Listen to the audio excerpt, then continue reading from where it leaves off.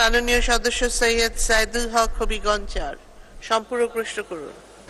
মাননীয় স্পিকার, আমার নির্বাচনী এলাকা হবিগঞ্জ ৪ মাধবপুর চুনারঘাটে 25টা চা বাগান এবং 2টা রিজার্ভ ফরেস্ট আছে। আমার জানা মতে এক উপজেলায় এত সম্পদ পর্যটনের জন্য আর কোথাও আছে কিনা আমার জানা নাই।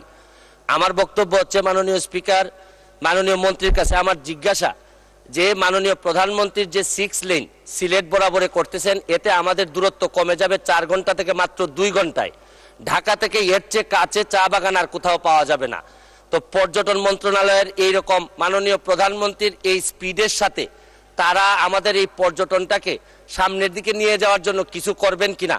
আমি যাকে হারিয়ে এই মহান সংসদে আসছি, উনিও মাননীয় প্রধানমন্ত্রী আমাদের পর্যটন প্রতিমন্ত্রী ছিলেন, উনার করার সুযোগ ছিল, উনি করেন নাই বলে হয়তো উনি এই সংসদে এইবার আসতে পারেন না। মাননীয় সদস্য, মাননীয় মন্ত্রী।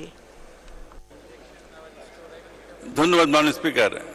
মাননীয় সংসদ সদস্য যথার্থই বলেছেন যে এলাকাটা মাধবকুণ্ড, এই এলাকাটা অ্যাকচুয়ালি পর্যটনের জন্য অনেক উপকরণ আছে এবং সেখানে কিছু কিছু জায়গায় আমাদের পর্যটন কেন্দ্র আছে।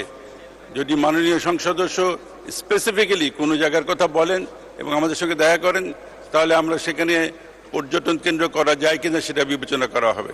ধন্যবাদ মাননীয় স্পিকার।